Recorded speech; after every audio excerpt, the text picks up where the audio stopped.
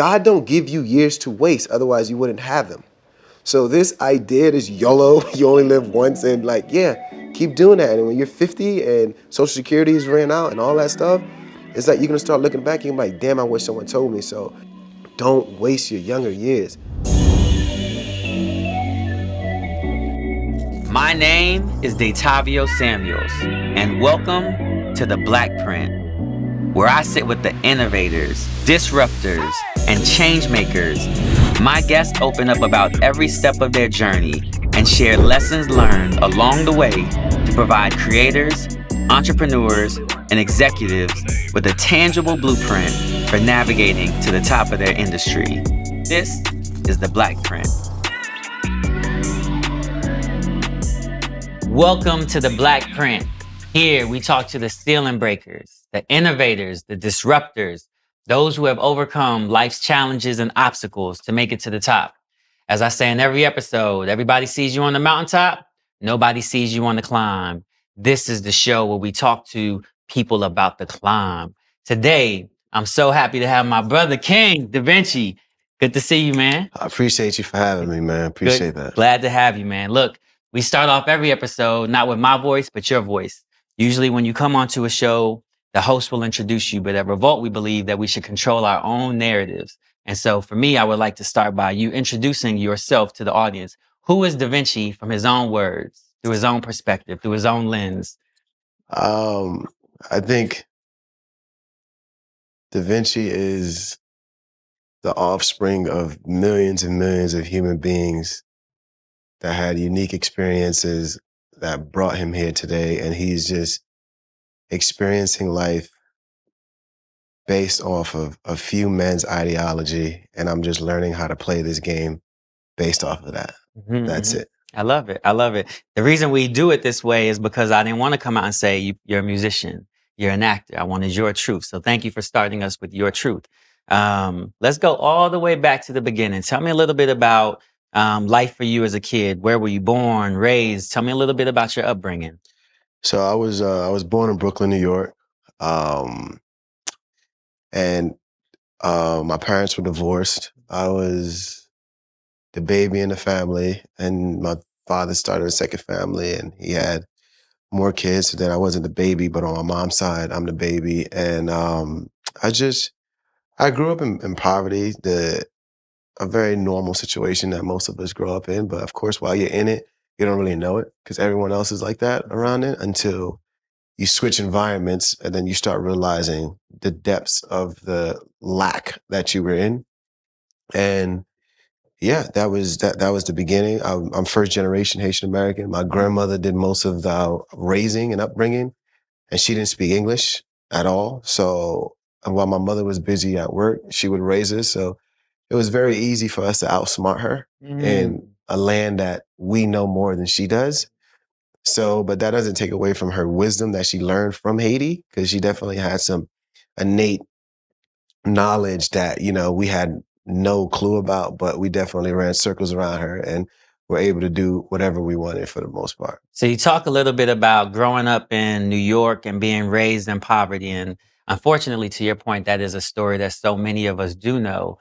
But first, I want to kind of jump in and help people dimensionalize. When you say you grew up in poverty, can you kind of describe, like double click into that for me and describe a little bit more of what your environment was like? And then I want to talk about the impact of that environment on you. So the poverty that I faced was, you don't have all the meals throughout the day. We heavily relied on school lunch. And my mother, she was, making ends meet with a salary that was in the 30,000s a year. So with that, you don't have access to a lot of stuff. When I wanted to play football, the summer camp thing was like $25. I couldn't afford that. It's like, they were like, no, you don't. My mother would always say, I don't have.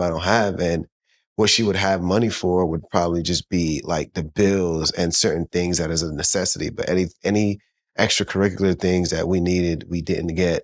They just made sure that they met the very basic needs of survival of the child, which is very dangerous because that type of poverty is like your emotional needs as a child is not being met. So it starts to create a monster within. But, so you gravitated towards the streets. Everything that I had from a certain age up, it was definitely ill-gotten gains from myself and my brothers and whatever. But, we was in public school. That's a place where, it's kids raising other kids. So when you're getting picked on, and that's a real problem because of what you got on, because of your haircut or whatever, it's like, yo, like, I need to do something about this, because we would fight a lot and then just be like, yo, we just got to fit in. So we need the money. Ma don't want to give it to us. So we're going to figure this out. In the beginning, you kind of said, in one sense, that it was normalized because the people around you all kind of came from lack. Right. But in this other sense, it kind of sounds like it weighed on you, right? You said it created a monster within. Yeah. Can you kind of think about or kind of help me understand your mentality as a young man growing up? And what were your dreams? Like, what were your dreams in middle school? What were your dreams in high school? Was it about making it out, or are you dreaming of other things? My dreams in middle school. High school. In high school, I think it probably was like, in middle school, no, that's when I was like, I was bad as hell. I was up north, so it wasn't a dream, it was a nightmare. I probably just wanted, I don't know, be like great at selling drugs, you know what I'm saying? Because that's what you were seeing, around you or whatever. But in high school, I think my dreams would probably been like, because that's when I moved to Florida. So I was getting in trouble a lot. And then so my father took me and my other brother, we were the two youngest, and we started living there. And so when I got in trouble, I was like a juvenile detention center thing for dealing in stolen property and a whole bunch of BS. But when I moved to Florida, I was able to see like a real side to life that I never, and not that is a real side to life, a different side to life. Yeah, absolutely. And then that's what started making me realize, like, oh my God, we didn't have nothing. Like, I remember going to, like, this is a true story. One time I was at my friend's house, and he was like, bro, can you grab these chips from the pantry? I was like, the pantry? And me and my brother looked at each other. He was like, what is it? I mean, we also speak a different language. English is not our first language. So, but we never used that word in our language either. So, but we was like, what is, like, and then we opened it. We was like, oh, niggas got a whole snack cabinet with just snacks and all, a closet full of snacks, right? We were like, bruh. And it was just so many little things that was like, yo, we didn't even know, like, this is a possibility. And as you starting to look at that, and then you kind of look back, you was like, yo, we didn't have anything. And then from there, it's like you realize there was a monster being built inside of you. And it's that critical moment right there that you either rectify that and start fixing that. Because the reason why we were so bad, and I mean, Benjamin Franklin said it best. He said, poverty is the mother of all crime. So it's not that we were doing it to be cool. We just didn't know anything. We didn't know any better, So, but being in that better environment, going to a predominantly white high school, it changed everything. And it made me realize where I come from. And it made me be like, you know what? I'm going to take the proverbial route. I'm going to go to school. I'm going to do this. I'm going to do that. And then I end up not doing it. Okay. I did go to school though. I got a degree in criminal justice, but I was like, nah, I'm not going to do this.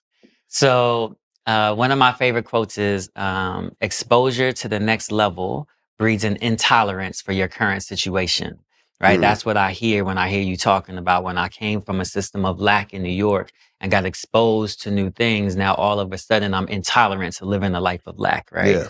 My upbringing is relatively similar, right? So grew up single parent home, mother, probably like, again, same middle school, like I'm stealing, I'm doing all of those things, right? Stealing, fighting, etc. And then I get moved to the suburbs. And all of a sudden my neighbors are lawyers and doctors and businessmen. Now all of a sudden I'm not having to worry about watching my back when I walk to school, right? And so you get all of this capacity back, right? Yep. So you have new capacity, you have new dreams. As you start to switch from what you're saying was the monster that was being built from inside into whatever this new version of you, how are you feeding that new version of you? How are you inspiring that new version of you? How are you figuring out what the new you wants to be if it's not what you were leaving back behind in New York? So I started, that's a great question. Wow, that's a really good question. So at first I wasn't trying to figure out the new me. I was like, okay, I got to fit into my environment. New environment. And Napoleon Hill, one of my favorite authors, he beautifully stated, he said, nature forces upon the minds of men the influences of their environment. So my environment started influencing me heavily. So I was like, yo, you know what? I need to start speaking English differently. I remember one time I was in school, I was talking to it was like few black people in the school. So I was talking to one of the only black people in the school. And we were talking about like lifting weights and whatever. Cause we were playing football. And I was like, man, shut up, nigga. You weak as hell.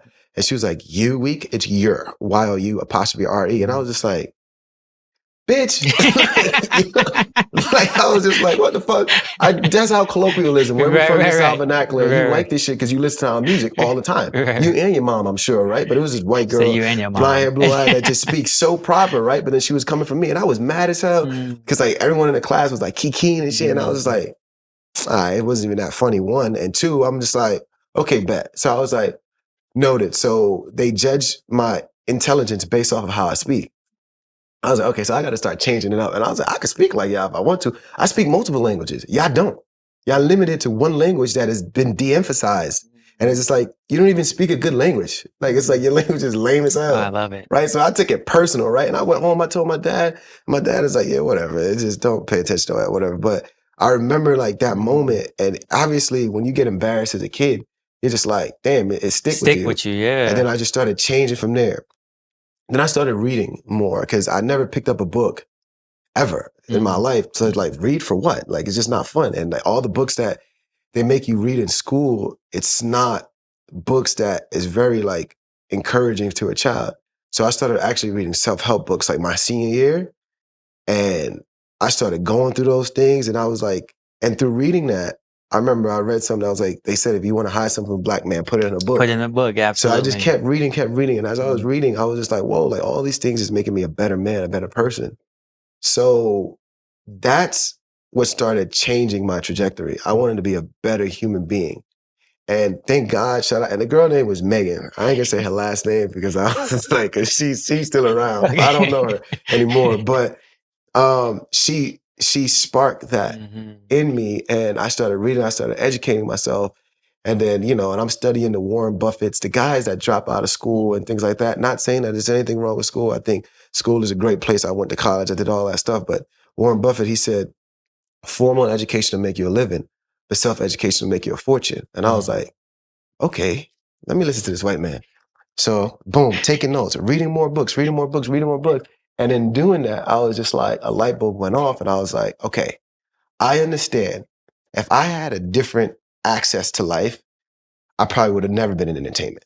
But because of the cards that I was dealt, so sports, I play sports, very athletic here and there, but I never stuck with sports long enough to want to be good. And honestly, no disrespect to people who play sports, I just don't care about it. Like, I don't care. Like, I'm good at sports. I can shoot, I can dunk a ball, I can run really fast, I jump over things. But to me, it's like, it's like for what? Like, I'm just not going to do that. And then I'm going to try to encourage every other kid to do what less than 0% of the population could ever attain. You know what I'm saying? But I'm not doing that. And I couldn't at that point. I was like, you know what? I'm 17 now, in college. I'm like, I could get on and play Division I, do D2, but it's like, to make it in the NBA, I'm like, nah. But then I was like, okay, so what else do I have? So I'm looking at my hand, I'm like, I'm great at music. And I'm good at acting. I always knew the arts. I started off in life, violin was my first instrument. I played the trumpet, played the drums, I played the piano. Beautiful. It's like, I'm currently— How did you learn how to do all of that? In school. So in elementary school. Really? Yeah. So elementary school when I was up north, it's like, they was like, hey, you got to pick something or whatever. And I was just like, nah, just do the violin. It's like you kind of had to, but which was great because like in learning how to read music, all that stuff, it's very helpful for the mind. So it was good. And then of course I stopped doing that when I went through puberty. It was like, yo, sports is it, right? But no, I got you. But I'm gonna ask you a couple of questions on that because you said a few things. Right, I was going just but I love it. And my apologies for interrupting your flow. A couple of things that you have in there that I just think are phenomenal that I want to pull out for the audience. So one, this interaction with Megan. I think a lot of times we can run into a Megan, and when we leave that situation, we end up feeling like we are less. What I love that it sounds like you did was you ran into that moment and you didn't allow it to invalidate who you were. In fact, it just made you stronger. Your response was, no. I can speak your language and 3, 4, 5 other languages, right? As opposed to allowing her to make you feel like you were less than only because you were speaking in a dialect that was not perfect English. To right? them. Yeah, exactly. Absolutely. To them, right? The other thing that I love that you keep saying is, 2, you I believe at some point in time, you have to take ownership for your own education. I talk about this notion that you have to school yourself. And so Absolutely. even while you're in school, you begin to school yourself, right? Yeah. Finding books. I love that you brought up this notion that they say that the best way to keep things from a Black man is to put it in a book. If you were to recommend 1 to 3 books that you think everybody should read that kind of helped you on your path, what books would those be? I just recently read a book Mm. called Entering Her Vortex by Jamal. He has an interesting name, but if you type in Entering Her Vortex, you're going to find, I wish that was the first book I read. Okay. But that was like, I just read that book probably like 2 months ago. Okay. Tell me about it. Yeah. So it's a book that just talks about the divine femininity and the divine masculinity and the roles of men and women. And there is a beautiful dance between the two and a balance that's there. I would say it just talks about masculinity and femininity, and not in the way that society is making a lot of people see it. There is a beauty there to where I think there's not one over the other. They're both together is really strong. But now with what's being pushed, it is kind of chaos and trauma and dysfunction. And it's due to them wanting the family nucleus to not be a thing. But that is arguably one of the most important things in life, and our sole purpose and everything stable most likely comes from that. I'm a needle in a haystack in my family. I'm the one that made it out, but it's only because I saw great representations of families who adopted me. So I was like adopted, not legally, but basically from 2 different families. One was a white family, and she's like my white mother, Devane, and her husband, John. Shout out to them. I love them. They showed me a different side of life. And then my grandpa and grandma, who weren't biological, they took me in, but they had this union. And through them, through seeing structure, is part of what saved my life. So I think that book is very powerful because the way it talks about the 2 roles, it talks about it with a beautiful dynamic that it should be, and not what's being portrayed by a lot of the media outlets. Yeah, no, look, I'm a big believer in both masculine and feminine energy. I'm a big believer that you need both in a unit, right? And that there is, like you said, there's beauty and there's a beautiful dance as those 2 things try to figure each other out. So I'm with you on all of that. Okay, any other books that you think people should pick up and read? The Alchemist. The Alchemist is that's like one of my favorite go-to. You got a favorite quote from The Alchemist? When something is really for you, the entire universe conspires into helping you achieve that goal. Yeah. I love that book. Jen Sincero, You're a Badass, How to Stop Down Your Greatness. I think that was a perfect book to just understanding life in layman's terms, and probably The Science of Getting Rich by Wallace D. Wattles. That was a really good book. Yeah. All right, so let's go back into your story. So you're in this place where you are looking at the hand that you've been dealt. Yeah. You are reading, pouring knowledge into yourself, and it sounds like you start to say, all right, there's something with music and something with acting. Yeah. Right? So I believe music is the first thing that you kind of jump into. Okay, so tell me a bit about that. Yeah. So I was just like, all right, so I started having big plans and ideas when I started reading all these books, and I was like, oh my God, like light bulb went off. I was like, yo, I think I want to do this. I want to do this. I want to do that. And I actually took acting as an elective in college because you had to take a speech class. And I was just like, okay, sure, I'm gonna do acting. And I remember an exam day, it was a scene, it was supposed to be me and this girl. And the girl, she didn't come that day. So I had to perform the entire scene by myself as the teacher read on the stage. And like the teacher was over there and I'm like performing in front of everyone. Had the audience dying in tears. And my teacher was like, kid, I don't know what you want to do. I don't know if you want to stick to basketball or whatever, but I would pursue acting because you're very natural at it. I was like, thank you, Mr. O'Brien, but never gonna do this. Like, come on, I'm in the middle of nowhere in Florida right now. But as I started thinking, my brain started going to work. I was just like, okay, so in order for me to do what I really want to do, I need a lot of money. I don't have any money. I don't know no one with money. So I'm just like, all right. I was like, so I got to hit the arts. I was just like, so I know how to play music. I know how to act. I come from a lot of experiences that I know how to get to certain real places and emotional places that I don't gotta feign affection. I don't gotta fake things. I don't gotta be cynical or nothing. But I come from like the University of Life. Like that taught me everything. Where I come from, it's like, I know how to do so much. It is actually scary. Like I cut my own hair. Even on sets, they'd be like, you're not gonna let us? I'm like, no, I'm coming home here, bro. And they're just like, what? And I'm like, yes. And then I've been doing this since I was like 11. But it's so many things I know how to do. So I was like, okay, bet I'm gonna do this. And I moved back up north. I stopped doing school. And my aunt / godmother, she was like, hey, I know Jay-Z's mother. She has this place. Shout out to Gloria Carter. She has this place in Newark called Diamonds in the Rough. Every Thursday, a lot of artists come and perform, and there'll be different managers there, a whole bunch of people come, or whatever. You could, do something, you never know. And I was like, really? What? Let me go. So I wrote a song, went there, and I was writing poetry and different things at the time. I performed it, and I performed it again another week, and again another week. And then they was like, whoa, like, you're really talented, and da-da-da-da, whatever. And I got discovered from there. And then when you say you wrote a song, what type of song? You singing, you rapping? One was a rap song, and the other one was poetry. Like I just did spoken words, and the spoken words like got everyone. Like, everyone like, oh my God, like wow, this kid's da-da-da.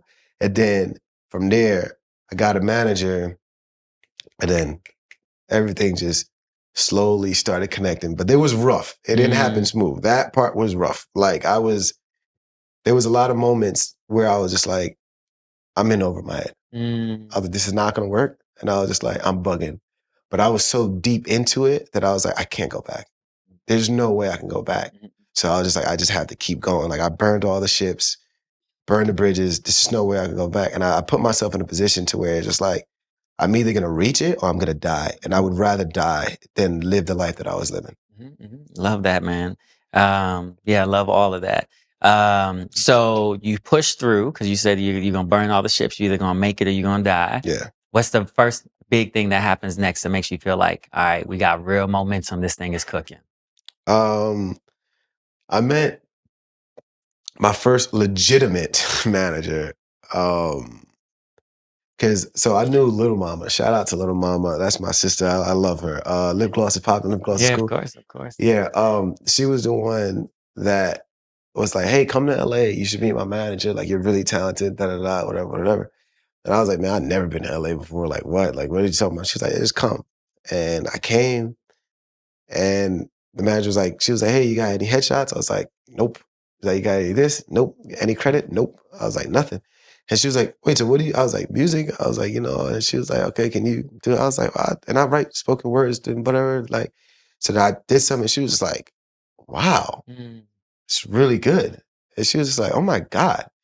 And then she was like, wait, let's set you up with some headshots and let's do this and that, da-da-da. And she was like, you have a good build and size. Like we could do something here. And then she signed me and she was like, we're gonna have to find an agency. But she was like, I've been in this for a long time. I tell you, because you don't have nothing on your resume or nothing like this, so it's probably gonna be hard. But just work with me. I'll be able to get you auditions and da-da-da-da, whatever.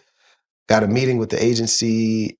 CSD was my first agency, and they signed me like that. And she was actually shocked. And then 2 weeks later, I booked my first job. And I remember I was in the Bronx, and I'm coming back from the gym, and like I was just staying with one of my boys, and I was helping him out one of his businesses, just hustling. And I get a call from the manager, and she's like, yo, you booked the job? I was like, a what? She was like, you booked the job. I was like, what do you mean I booked the job? Like it took me a while to actually process that I was going to be filming something.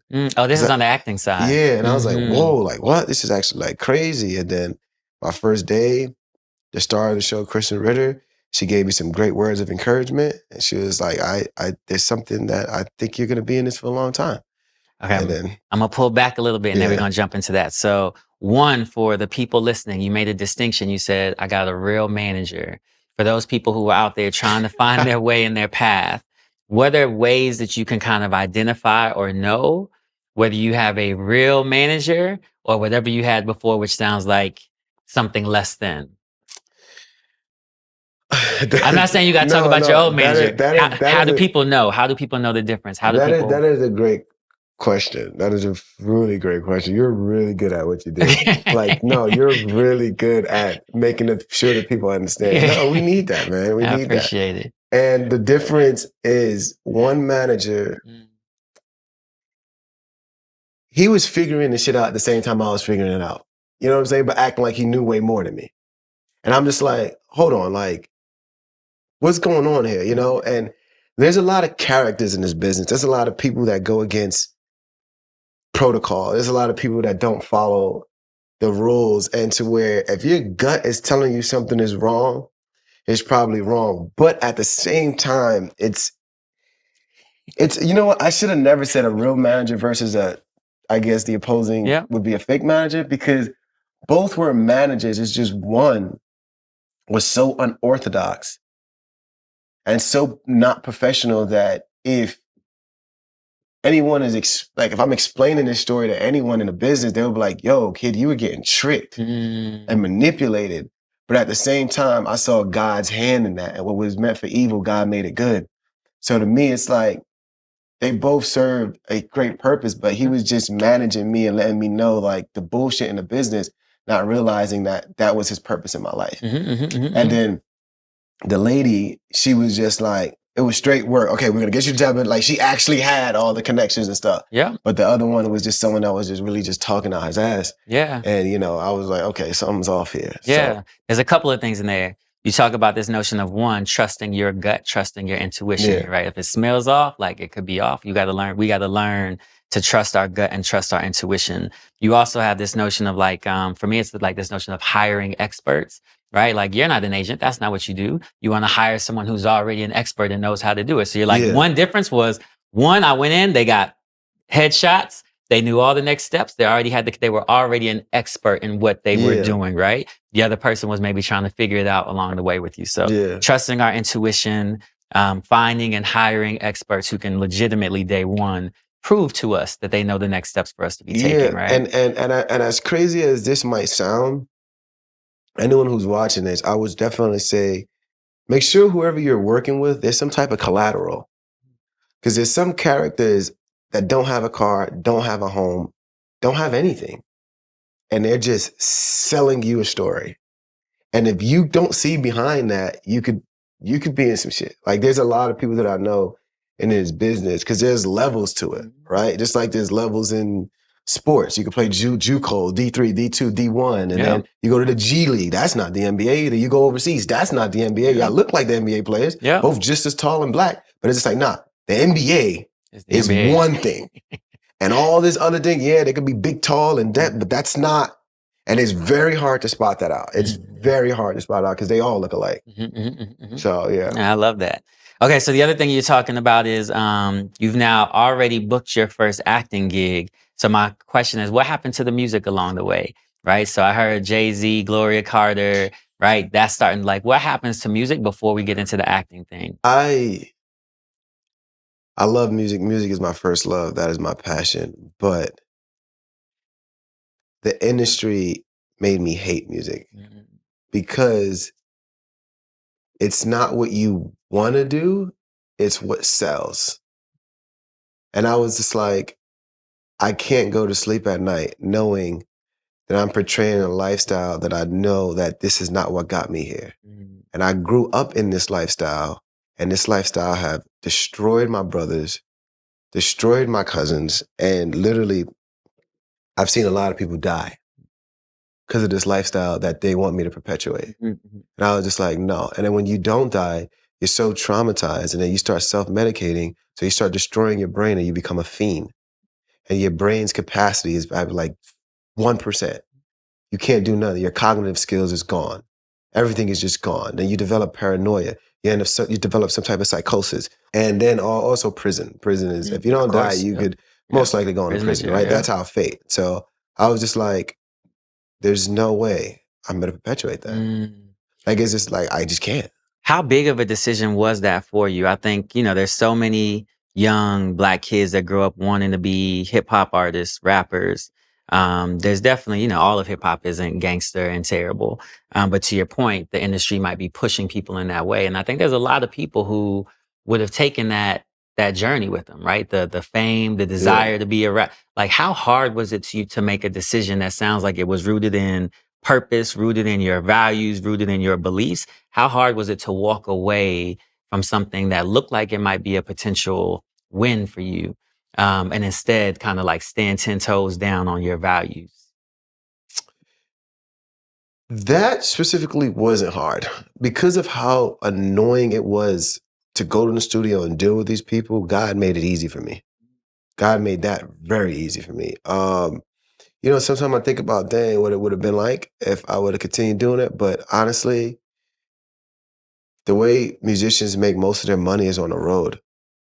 I like stability. I like consistency. So if I have to go on tour and do this and that, it just affects you. We're human beings, we're creatures of habits. We need some type of steady system to be healthy. You know what I'm saying? Like, if you want to work out and have the best body in the world, like, you gotta have a certain sleep schedule. You gotta eat at a certain time. You gotta do this at a certain time. But like, when you're changing your altitudes and the weathers and this and that, you're eating all type of foods, you're on the go, and then everyone's in the studio all the time drinking.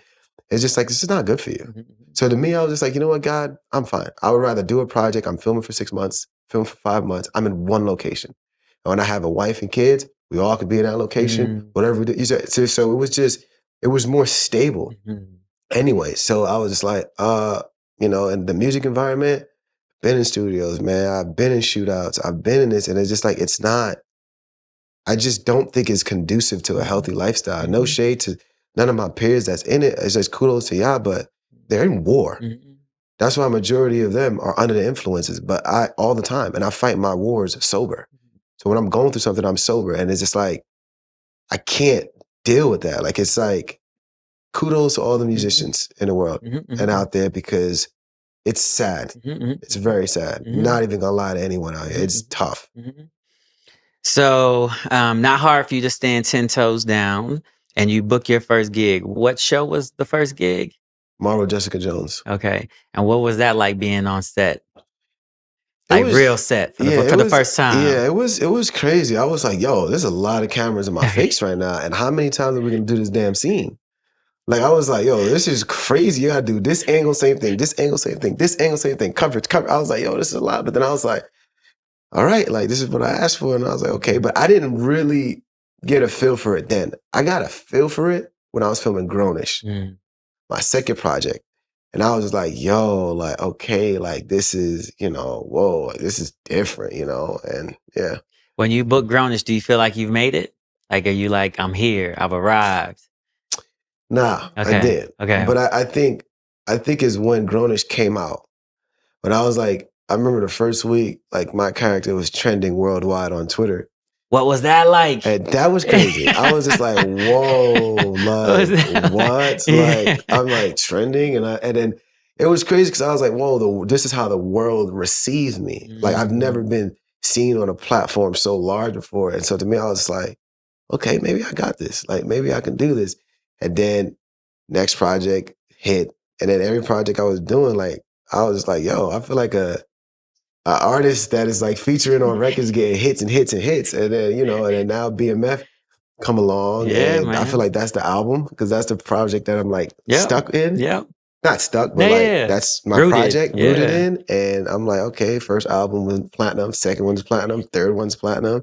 And now we're filming the fourth one. So it's just like, I'm like, so now I kind of feel like, okay, I think I'm in the business now. Like, I'm like 6-7 years later. Now I can really say, when someone asks me what I do, I can probably say that. I still won't, because I don't like that question.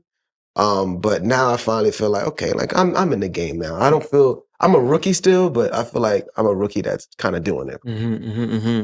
I want to ask a question that has to, so you're the one that made it. I think you said you were the one out of your family, out of the all of the kids and all the siblings that made it. What is the interaction with home like? A lot of times we make it to a certain level and then we still have our family. Does family come with us? Do we go back with family? Like, what does that kind of look like in your world? How to say this? Everything was better when it was a figment of my imagination. It has caused a lot of disruption. And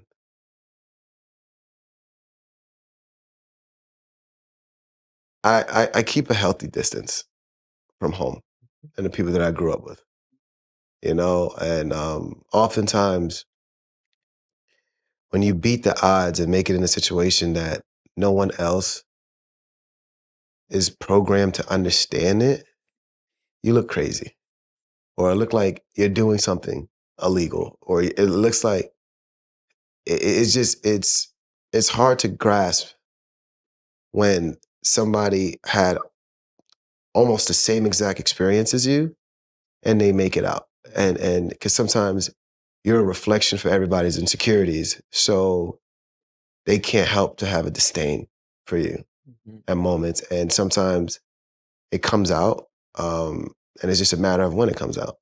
So yeah, that's what I would say. In that situation, I think then what really matters is the circle that you then build around you. So maybe tell me a little bit about who's in your circle today. Like, who keeps your mind right? You know, they say eagles all soar, right? Who are the eagles that you're soaring with? You by yourself? You stick to yourself? Okay. No, I would be remiss if I said I didn't have a good circle. I have a good circle, but the things that is the closest to me in my life, I value it so much that I would rather not say who they are. Yeah, no, that's fair.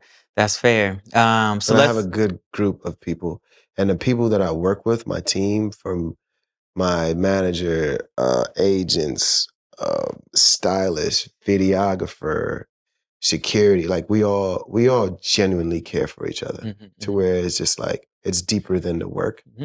And I think in that, there's a level of peace that comes from that. And, and I have people in my personal life that have nothing to do with the business side of Da Vinci, and it's great. Yeah, no one's blood. No one's what? No one's blood. Yeah. Yeah, and for me, the names are less important. For me, it's more important to me, for the audience, to understand the importance of your circle and the people you keep around you and how you've chosen who you have allowed to be around you. Right. Do you think you were intentional and deliberate around building this circle that you have? Yeah, I was for sure intentional and deliberate, but sometimes my emotions got the best of me with building my circle, because I really wanted some people from my upbringing to be there, and not everyone is built for that. A lot of people are rigid in their thinking, and I've never understood the saying more than ever now. You could lead a horse to water, but you can't make him drink, and it's just like, there are some human beings that they're so rigid in their thinking that you can know what's better for them. And if they don't want that for themselves, so if they don't know, there is nothing you can do for them. And I think it's one of the saddest things about being in this position in life. And Harriet Tubman, some believe that she said that I freed 1,000 slaves, but I could have freed 1,000 more only if they knew they were slaves. And where I come from is like, a lot of people don't want to admit certain things. They're in denial. They just don't want to become better. And they're not solution oriented mentally because they've been crippled by their environment. So let's get into that exactly. So you are at the top. BMF is crushing, right? You guys just got some big victory, right? Did you just get a big? Tell me what the big win was recently. We're the highest rated show on the network. I don't care what Power says. The Power Boys. Y'all didn't beat us this season for sure. Y'all got the title. Congratulations, yeah, we got the title, man. for sure, for like all of the shows. And again, all of the shows, Power. But in season 4, we're starting to film season 4. We got picked up. Yeah. Congratulations. Thank you. One of the things that you're doing with this platform that you have is making space in the mental health arena. Tell me a little bit about what you're doing in the mental health space and how you kind of got onto that path. So there was always a prayer that I would tell myself that if I ever make it out, God, like, it's gonna be worth it. You're gonna be like, you know what? I'm glad I gave this kid a shot, because I'm not gonna let him down. So I feel obliged to extend the ladder and help the community that I came from and who's arguably suffers the most in the world. And so I feel like the success that I've been able to acquire in a few years, I can't go to sleep at night peacefully knowing that a lot of people don't have the access to what I had and what I was doing in my life. So I started, being a strong advocate for mental health, because I was like, I don't want these people to think I made it here by just luck, or he was just snapped from whatever, or he knew someone and that's what happened. It's like, no, I've spent hours and years, over a decade now, working on myself. At 17, from 17 to 27 every day, or probably 95% of all those days within that 10 years, I would wake up, listen to something positive.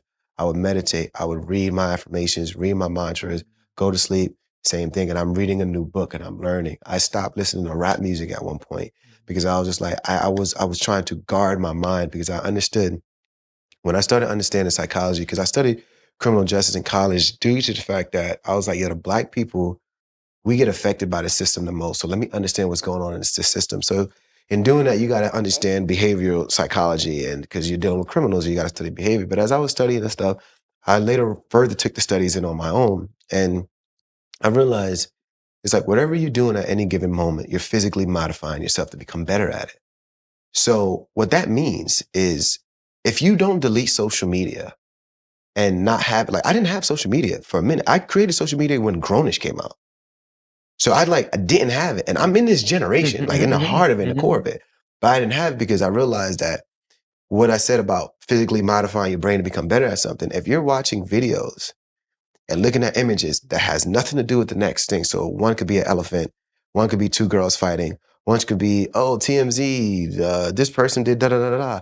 One could be a gospel lyric, one could be this shoes and whatever. You're training your brain to have ADHD. Your brain, there's a comedian there that's like, all right, he doesn't want to pay attention for anything longer than X amount of seconds. So guys, let's be great at that. So your brain is literally giving you what you want. Yeah. And this is why you have a generation of everybody with short attention spans. Yeah. And I realized in order to do anything in life, in order to really plan methodically, take calculated risks and do anything, is like you need to have a longevity in your thinking. Nothing just happens in a day, 2 days, not even a year, 2 years, 3 years. And when something happened in 10, 15 years, that's an overnight success. Exactly. You know what I'm saying? So it was just like, so I realized certain things like that. And I was just like, and what I'm feeding my mind, it's like, I can't constantly keep hearing somebody talking to me saying, they got more money than me. They're going to take my bitch. And if I look at them wrong, their security's going to kill me. I'm like, damn, this is kind of crazy. And we're paying good money to go to these concerts saying that you're going to take the girl that I'm with? Like, what the fuck? And like, she's looking at you and I'm like, damn, baby, you really looking at this nigga right now? Like, yeah, I got chains too, you know, but it's crazy. So I was like, yo, I can't listen to that no more. So I literally put myself in my own rehab, not for drugs, but because of the other influences in my environment. And that made me a better man. And in doing that, you know, my vision was clear. I think it's very foggy outside right now. There's a lot of distractions. And in order for you to see clearly, you need to start cutting those distractions off.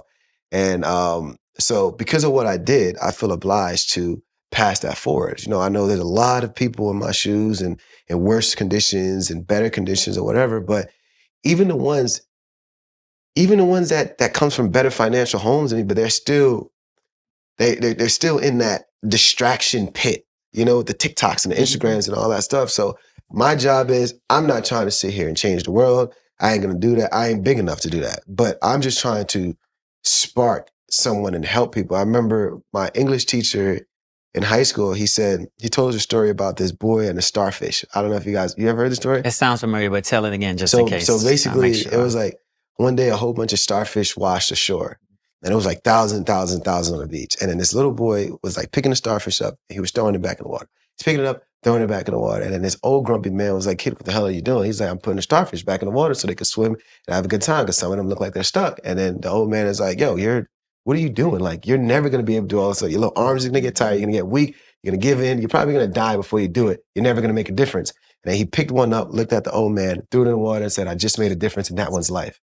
So I look at that and I'm like, you know what? This is why I got to do that, because I was one of those starfish that I read a book that some man who had way more success than I could have ever even fathomed was like, I know someone's going to read that. And that changed my life. I didn't have physical access to anyone that was doing well in life, but I was able to have YouTube. I was able to read books. I was able to listen to a whole bunch of podcasts and different things of people doing that. So it helped and it worked for me. And now my parents are retired.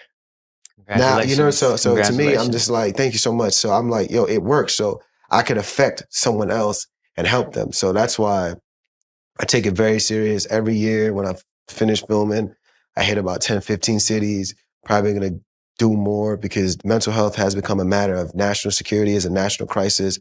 And the Surgeon General, Dr. Vivek Murthy, he reached out to me to hit the Hampton University with him.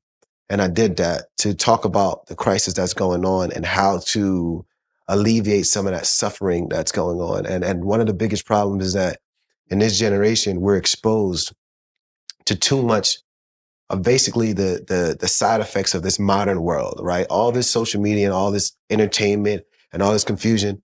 Our brains is biologically wired to be more like a caveman than it is to deal with this.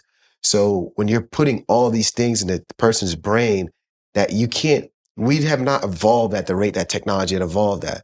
So that's what's making us depressed. That's what's making us have a lot of anxiety. So I'm trying to tell a lot of people to just step back. Less is more. Simplicity is key. So that's really where I attack the entire thing from. Yeah, I want to talk about some more of the things you're doing to optimize, but I totally relate with this. Me and one of my boys, we always have this conversation. That's like the human brain wasn't designed to go from, as you're scrolling, happiness to rage to frustration to like all in 10 seconds, right? The human brain isn't made for any of that, right? That's but bipolar. We all do it for hours and hours every single day, right? So one of the things that you've done is you've put a good handle on your social media consumption. What are some of the other things that you do to optimize yourself? I wake up every day doing the same thing. I'm just trying to figure out the machine God gave me and how do I make it perform at its best? So what are some of the other things that you do in order to optimize the machine that you have? I'm very cautious with the entertainment that I take in. So like I'm the type of person to where if me and my boys were all in the car, we're all chilling, and they're like, yo, bro, I just seen some wild shit. Keep it to yourself. Hey, bro, let me show you. Keep it to yourself. Oh, you need to know what's going on in the world. No, I don't. Like, I know there's a lot of terrible shit that's going on right now, and I limit that. You know, at this certain movie, like, for example, yo, this is a really good movie. Really? What is it about? No, I'm cool. I don't want to watch it. Like why? Like, it's only gonna make me wake up that monster that I worked so hard to, you know, keep aside. So that, I meditate. Brilliant. A lot. Meditation is key. When you meditate, you improve the cortex, the neocortex, the new brain, as you call it, and you kind of quiet down the amygdala, that limbic system, that little lizard animal brain. The lizard, exactly. And you shrink that and you enlarge the other one, and it just gives you better focus. It gives you peace. It allows you to finally just breathe and try not to think about anything. I read a lot. I'm always finding a new book to get my hands on. Or if I can't read it right now because I'm so busy going to set doing whatever, the audiobook. And I limit the type of music that I'm exposed to. It has a lot to do. Auto-suggestion and repetition is a real thing. The more you listen to something, the more you become. In the beginning was the word. Life or death lies on the tongue. I think a lot of people are not aware of how powerful their tongue is. Absolutely. And because they're so desensitized and distracted, they say a lot of bullshit with their mouth. To where they don't realize it's like, yo, dude, you're speaking it into existence. Yeah, exactly. That is just so real. I'm cautious on what I eat. I'm cautious on who I spend quality time with. I take those things very, very, very serious. You only have one life. And if there's somebody causing you stress and you don't want to be around them, you should get rid of them or just keep a safe distance from them. And I prioritize my peace over everything, over a job, over whatever, because I've been fortunate enough to see a lot of people that I grew up watching that has hundreds of millions of dollars unhappy. Go to their party, go to their event, and I'm just like, whoa, this person is like so under the influence right now. And I'm like, damn, I can't even get a picture because I don't want to ask them why they're in this state. But I'm like, damn. So to me, I'd rather make $200,000 a year at peace than $200 billion a year and just miserable as hell. So I prioritize my peace. Yeah, I love that. Same. Two tactical questions. What do you do for sleep? What's your sleep routine look like? I sleep well. You sleep well? I don't have a problem sleeping. Thank God. Like, sleep is my drug. When I don't have sleep, I'm grumpy as hell. Like, today, if I ain't have sleep, I'm not coming. Different human. Okay. I'm not coming here like at all. Like, but when I have sleep, I'm good. So I take naps during the day for sure. Like, you know, after 18 years old, them naps came in. You know, like the 20-minute, 25-minute nap. And that's a real nap. By the way, some people be taking 2 hours. You went to sleep. That's not a nap. Like, a nap is actually like 20, 25 minutes cap, and it really rejuvenates me. But I have a good sleep schedule and sleep routine. When I'm doing night shoots, is affected. Sure. I'm disturbed by it, but my body can adjust. Yeah. Last one is like nootropics or supplements. You do anything for your brain to help with memory, to help with Food. what was it? Food. Food. What's your diet like? Eat the right food. I think eat more greens. Greens are like the best thing you can eat, period. Water. Your body is made up of like 2/3 water. Yeah. So if you drink a lot of water, you get a lot of oxygen outside, you hang around good people, you try to sleep. If you can't sleep, then maybe take a supplement to help you sleep. Eat greens or get your greens in an IV if you can afford it. But yeah, that's what it is. But I don't really, I'm afraid of supplements unless like you actually need it, because I don't want my body to become dependent on something. Because then if it runs out and I don't have it, then I'm like, bro, I can't do this interview. Right. I need can't this, execute. you know? So yeah. All good. All right, I'm going to get us out of here, and before I close out, I'm just going to ask you, do you have any final words? You dropped so many gems. Let me just say that I'm grateful for your voice. I'm grateful for your words, for your mind and your genius, and for the words of wisdom that you shared today. Thank you. Any like closing words, anything that you want to get off your chest? Look, man, we didn't get to this, or I'm sitting on this wisdom that has helped me kind of get to where I am. Any last words that you want to have for the audience? I would say, by the time a human is like 15 years old, that's not a kid. You are smarter than what you actually think you are. In this country, you guys baby the shit out of grown men and women, which is insanity. Like, my parents ain't from this country, but like 8 years old, they can do a lot. Like, their maturity is, and a lot of people overseas, Europeans, is the same way.